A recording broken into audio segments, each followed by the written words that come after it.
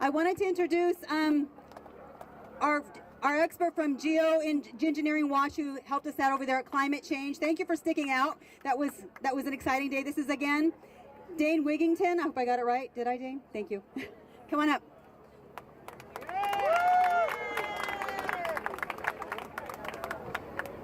My thanks to everybody who took the time to come here today. I don't know how many of you know about climate engineering. You'll hear about it soon enough. This is going on in our skies. We have a few people that do. Monsanto's intertwined with this as well. It's called geoengineering, and the semantics matter. If you use the science terms, people will look at hard science. The bottom line is this: if we can't walk out our door without breathing in heavy metals, we have a problem of the first order. People who don't think this is going on have simply not done their research, period. We've done 100 lab tests in Northern California alone. The amount of aluminum and barium, strontium, toxic heavy metals coming down in our rain is absolutely lethal. State of California now has just acknowledged that aluminum is running down the waterways, but they've made it clear they're not about to test the rain. You can't find something if you're not looking for it. So at this point, we've seen aquatic insect life decline. For example, in Northern California, 90% in 10 years as measured by U.S. Forest Service biologists. We're seeing species extinction rate today globally. 200 species of plant and animal going extinct today. Granted, there's a lot of causes for that. But the bottom line is, mathematically speaking, there's no greater cause of overall contamination on the planet with heavy metals than climate engineering. Our goal at geoengineeringwatch.org is to get people to simply investigate this issue, do research, don't operate off preconception. Governmental agencies are doing everything they can to stonewall this issue, because how many people do you know that are going to be satisfied when they find out these programs are going on and we're all breathing aluminum, barium, and strontium connected to Alzheimer's, dementia, autism? How many people you know are going to be happy when they know they're breathing this, and there's absolutely no question about this material being dispersed in our airways? At geoengineeringwatch.org we have film footage of these tankers dispersing at altitude, and if we would argue it's shredding, we know it's shredding the ozone layer. How many of you feel the sun extremely warm on your face lately? A lot. It's burning the bark off of trees. It's killing plankton in the oceans. The bottom line is, we feel mathematically, statistically, there's no greater overall assault on the planet today than geoengineering. Nuclear is very serious, obviously, and geoengineering would be the greatest and most immediate threat short of nuclear catastrophe.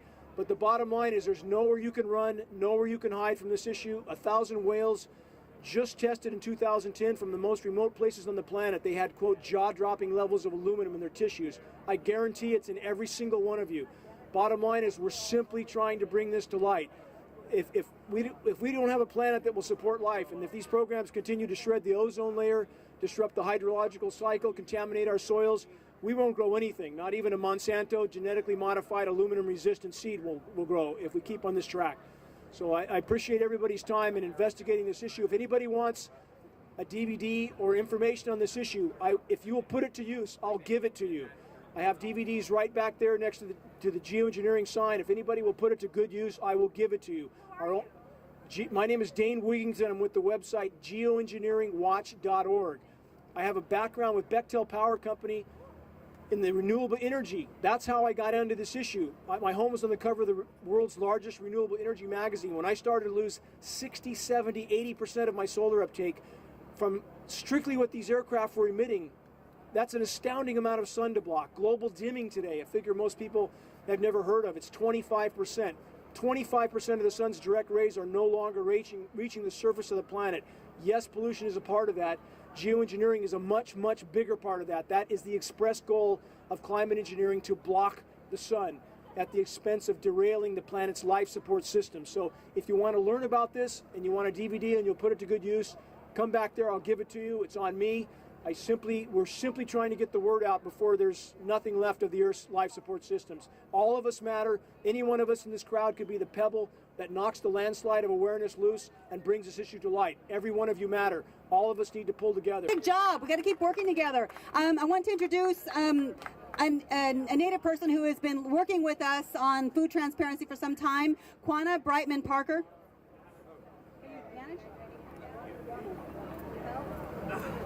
Say hello, everybody. Hi. Pt2. Good afternoon, my relatives. My name is Quanah Parker Brightman. I'm Executive Director of United Native Americans. Just to give a brief synopsis of the organization that I represent, we were founded here in San Francisco in the Greater Bay Area in 1968. We were involved in the takeover of Alcatraz, Wounded Knee, a couple long walks across country. We led a group one time that took over Mount Rushmore, reclaimed it for my nation, the Lakota Nation.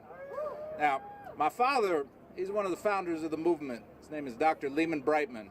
One of the things he used to teach when he was actively teaching at UC Berkeley, UC San Diego, and Contra Costa College and Sacramento State was these facts of Native American sovereignty. And one of the things that we're talking about here today is, of course, Monsanto. And what I'd like to bring up is this fact on what we're dealing with right now as a movement against Monsanto, and some of the things we can do as average everyday people to combat what's going on. Now, a lot's been mentioned, about GMO food, and of course the numerous health effects that are affecting all of us, and specifically as far as Native American people back home on the reservation who are still living in these concentration camps that your forefathers put our people on. Now, we signed 389 treaties. Through 389 treaties, we gave up over 1 billion acres of land. Every inch of North America is stained in Indian blood. Now here we are. We're here in front of this particular facility, the UN Plaza, and I don't see the UN doing anything for the northern tribal people as far as our sovereignty here and our claim to our ancestral lands. Over here, there's actually a statue of an Indian, where they're basically looking down on him. And right here in front of UN Plaza, that's how they treat us here in North America. They ignore us. Now, I'd like to remind each and every one of you that 62% of the world's food supply came from American Indians. Corn, potatoes, and peanuts are the three largest conformed foods that we eat every day. In every meal, you're going to find these particular foods. A lot of them have been genetically modified by Monsanto, by this insidious corporation that is now controlling all of our food. Now, as far as the First Nations people and the way we see this is disgusting on how they have manipulated not only our lands, they are fracking our land as we speak as far as our water supply, and then that goes directly into our food. So we're not only having these GMOs being put into our food, but we're also, when the ground is seeped through this water that is contaminated with these acids and all these things to break down the sails so that they can extract this oil, we're also ingesting that as well. Now, I'd like to bring to the attention that, Senator Evans, Noreen Evans, she of course came out with this particular piece of legislation here in California, which is called SB 1381. We need everyone here, if you really want to help, as far as, giving it to Monsanto, fighting back, we have to do this in every state, labeling all of our GMOs in every single state until the federal government, and specifically the FDA, does something about this insidious issue that is continuing with our food supply and the poisoning of our Mother Earth, our people. And I'd like to bring to attention some of the things that are going on as far as nationally and globally. As far as us, UNA, there's basically, if you lobby at the Capitol, there's actually this particular piece of legislation that is right now that we must reverse. That's House Resolution 733, which is, of course, the Monsanto Protection Act. Now, one thing I'd like to see is the UN step forward and actually do something more than just push around paper. They can take a stand against Monsanto. They are powerful enough to take on Monsanto. Us, as a community, we have to continue at the grassroots level to fight every single day. I say divest in Monsanto. Boycott all their products. That's what each and every one of you, if you really want to hit them, you have to attack them in their wallet. That is the only way that we're going to combat them and defeat them in the long run. but we must continue to organize through our communities, no matter what color you are, no matter what race you are. Please make those calls to your elected leaders at the state and nationally for these particular pieces of legislation that we need. Even here, right here at City Hall, we can go to City Hall and demand that they start labeling GMOs. Can it be done? Plastic bags being sold here in this city. Well, why can't they do something about GMOs? We can do these things, and we have to do these things to fight back, and to fight back peacefully, constructively. That's the way we're going to defeat Monsanto. That's the way we're going to fight back against these corporations, is continue to embrace each other and continue to organize together. Thank you for your time. Say no to Monsanto, Agent Orange, GMO. Say no to Monsanto, Agent Orange, GMO. Say no to Monsanto. Okay. Hello, my name is Bill Creighton. I'm president of the San Francisco Veterans for Peace chapter.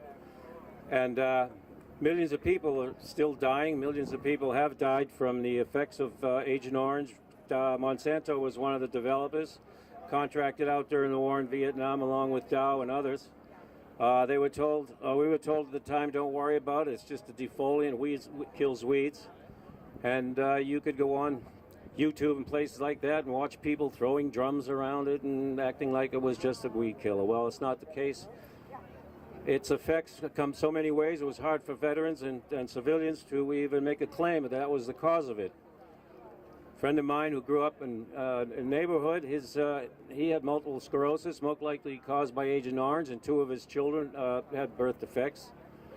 And I just returned from a trip to Vietnam where we, Veterans for Peace annual tour, and part of the tour is that we work with groups with Agent Orange, and we visit orphanages and hospitals. And there's a place called Friendship Village that was founded. One of the initiators was a man named John Mizo, a veteran and Veteran for Peace member. Friendship Village is similar to a residential college campus made up from adults and children, all suffering from the various effects of Agent Orange. My friend Zung, who's lived there for 12 years, she's crippled, bent, difficulty moving, speech impediments, but her intellectual facilities are right on top, no damage at all. Other people will have the opposite. It manifests itself in many ways. And I'll introduce Paul Cox, who was our Agent Orange, Veterans for Peace. I'd just like to say my friend Zung said to me one time after I was talking about the regrets of spraying all, and her reaction was, "Oh, the war's over a long time ago, and you're not spraying Agent Orange anymore." We didn't take much consolation from that because people are still dying. People are third generation now. They're still being affected. So I'd like to introduce Paul Cox from Veterans for Peace. Sorry, I just got here on my bike. I'm way late. I really apologize. Yeah, my name is Paul Cox. I'm with Veterans for Peace. We're pushing a piece of legislation now that'll do a great deal to help the Vietnamese victims of Agent Orange and the children of U.S. veterans of Agent Orange. If you haven't had a chance to sign one of these orange cards, please do. The legislation was sponsored by Barbara Lee, who speaks for me. But it hasn't been signed by any other Bay Area legislators. Not Speer, not Pelosi, not Thompson. None of them have. So if you live in their districts, they respond to money, but they'll mostly respond better to their constituents. And if you live in one of those, please get in touch with us through this card, and we would help you talk to your legislator to get them support this legislation. It has 5 elements. Clean up the mess in Vietnam that Monsanto and Dow helped create. Help the Vietnamese victims in Vietnam. Help the children of U.S. veterans who get nothing, even though many children and grandchildren of Vietnam veterans are suffering from birth defects because of their father's exposure or their mother's exposure. The 4th element is to do some real research into the problems of dioxin, which was a byproduct contamination in Agent Orange, made by our friends at Dow and Monsanto. And the fifth element is, help for the Vietnamese American community, which has never had, there's never been a health study of the Vietnamese American community. And it stands to reason if U.S. veterans are suffering from Agent Orange exposure, and if Vietnamese are suffering from Agent Orange exposure, there's some suffering in the Vietnamese American community also. So that's the elements of this legislation. It'll go a long way to helping the victims of the last mess that was created by Dow and Monsanto and the U.S. government and the U.S. Air Force and the U.S. Marine Corps. And it'll go a long way towards really healing the wounds of war, and it'll go a long way towards teaching this country lessons that you have to pay the cost of war. You can't create a mess and walk away from it. What bill number is it? Thank you. It's House Resolution 2519, 2519. If you Google that, you'll find it. And, the cost of war is a big deal. And maybe we would learn that lesson someday. But right now, we have to clean up this mess. When I was a kid, I was in Boy Scouts, which got me ready for the Marine Corps, kind of. But so did the marching band. But anyway. When we went camping, the rule was you leave the campground at least as good as you found it. You clean up your mess. And we left a mess in Vietnam, thanks to Dow and Monsanto and the U.S. government, and we need to clean it up. Thank you very much. Hello. We have one more speaker. His name is Eric Eberman. He is the founder of the San Francisco March Against Monsanto. Let's give him a round of applause. Hi, everybody. So I'm not very practiced at public speaking, so bear with me if I'm a little nervous. But I want to tell you guys what I've done over the last 7 or 8 months, because it relates to our struggle with Monsanto. I quit. I left this country. I'm here now for a short period of time. I bought a mountain, or a big chunk of it. I am living off the grid. I'm growing my own food, most of it. And it's been an amazing experience.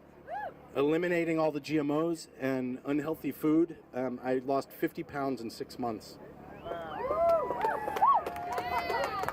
So that's been really exciting. And the place that I'm doing this is in southern Mexico in the state of Chiapas. I don't know if you've all heard of Chiapas. It's a beautiful land, tropical, and that's where the Zapatista Revolutionary Army is. And it is the heartland of corn, papaya, chilies, chocolate, and many other things. That's where it comes from. So I consider myself to be on the front lines there in dealing with the GMO issues. How many people here think that Mexico has banned the planting of GMO corn? They haven't. They haven't. There's a lot of memes that have gone around and a lot of exaggerated reporting that's gone around. One district judge issued a moratorium that was immediately appealed the following day, and that means no change. So 3 months ago, I was at an incredible place near the Guatemalan border. There's Mayan ruins, there's 48 lakes, there's rivers and waterfalls, and this is a big indigenous community, and they are growing 5,000 acres of Monsanto Pioneer seeds. So I stopped the transportation, I got out and I took some pictures, and the thing that really struck me about it was the absolute lack of anything alive at all. No mosquitoes, no butterflies, no bees, nothing. It was dead except for the corn. And the corn is uniform. It's all the same size and it's all the same shape. So my main work now in Chiapas, aside from my personal project, is organizing. I organized a march down there. They're doing it today, right now, as we speak. And so I'm working with that group that came together to form brigades, to go out into the communities and convince these people who have been getting subsidies and other kinds of essentially bribes from Monsanto to grow GMO corn, to convince them not to do it. And that's going to be my project for the next year. And I hope to come back next year and report that we've actually been able to convince at least one community to change their habits. So the thing that I want to leave you with is really question a lot of the memes that are going around, because they're creating false impressions about our successes in this. In the specifics of Mexico, it was corn, and then a few months ago, soy. So the soy plantations are directly from Monsanto. And in one state of the 7 states where they had approved GMO soy to be planted, another district judge ordered another moratorium that was immediately appealed the following day. Nothing changes. Nothing stops. They're growing the stuff. Meanwhile, the rest of the world thinks it's been banned. So I'm asking all of you to use a more critical eye with the media that's surrounding our movement, because some of that stuff may be infiltrated and maybe things that are designed to pull us off track. And so that's the core message that I have for all of you today. Thank you for coming. I was really excited to see how many people showed up. The pictures are going to be awesome. We look huge on 3rd Street. And that, yeah. And so that was really exciting. And I have here a little notebook for volunteers to sign up. We really want to expand our horizontal reach in the coming year. So we're looking for people who are bottom liners, who can, if you take one little tiny piece, that you'll get it done. Those are the kind of people that we're looking for. We don't need big giant things. We need little tiny people, little tiny steps that get completed. So if you're interested in volunteering, please, I'll be over on the side here. Come see me. And that's it. Thanks for coming.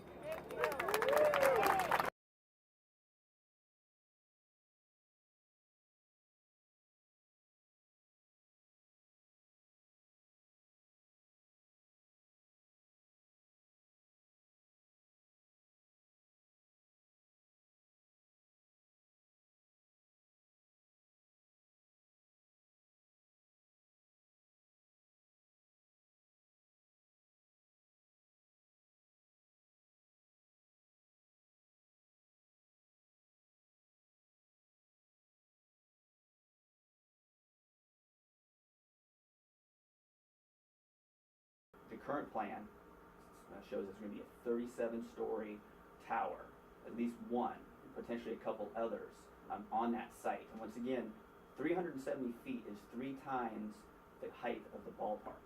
And that's going to be right there. And so that parking lot is actually a seawall lot. So it's right near Piers 40, I believe, right there. And how high is the Bay Bridge?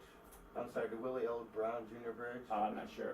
That's much taller than that. But just in terms of like the reference for that area, the ballpark is roughly 140 feet, and these towers would be 370. But because of Proposition B, and the Giants have now stated that they are not openly opposed to it, so they're going to go back to the drawing boards, and they will probably reduce that, and then if they want the voters to approve it, we would imagine that they're going to make it a better project, and that's the whole point of Proposition B. Is that if the developers need voter approval, they will ask the voters for approval of a better project. Thank you. Project by project. Project by project. So each project that gets proposed, the voters have a right to say, hey, we as a community do not want this, or we as a community want this and welcome this project. Right. If it's going to exceed the current height limits. And that's the whole beauty of Proposition B. It doesn't say that it's against that proposal. It just says that proposal can go to the voters, and then we can, if you like it, you can vote yes, and if you don't like it, you can vote no. But we know that ultimately we'll get a better project if the voters have a say. Will this be a neighborhood vote or a citywide vote? It'll be citywide. So it'll be exactly like the 8 Washington vote, and much like Proposition B is citywide. So David Campos was in favor of the... Yes, David Campos is the only supervisor in that race, of the Assembly District race that supports it. But we also have Supervisor Jane Kim, we have Supervisor Malia Cohen, Supervisor Avalos, and Supervisor Marr as well. Have all publicly stated.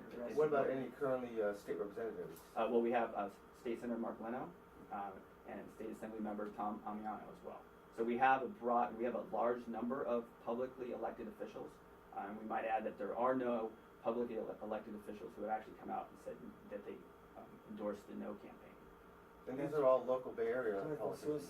Yes, they're all. These are basically all our representatives. With 3/4 of the vote, that's probably political suicide for them to come out against it. But they, you know, at the vote, I was just so struck by how the DCCC could actually go against it. So Well, got the the Democratic DCCC is the Democratic Party of San Francisco. They did vote by one vote. It was a 13 to 12 vote to support the no.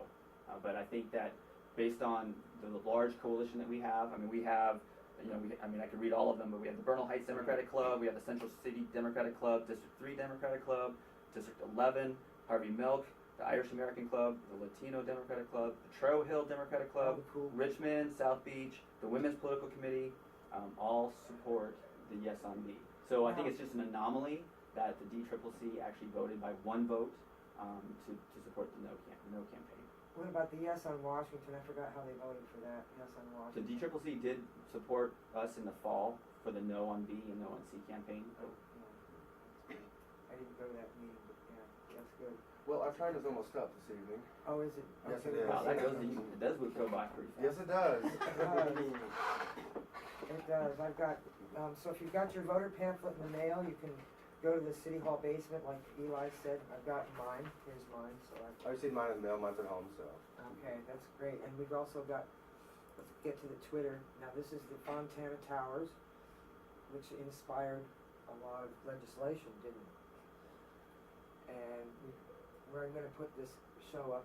Now, medical marijuana lawsuits over Canada's new rules continue to pile up, and that's because people aren't able to grow in Canada anymore. And whatever excess they have over an ounce, they have to make into kitty litter. So prevention of Alzheimer's could hinge on marijuana science. 8 lies we have to stop telling about marijuana. I don't like to call it marijuana, I like to call it cannabis, but I'm just quoting the articles.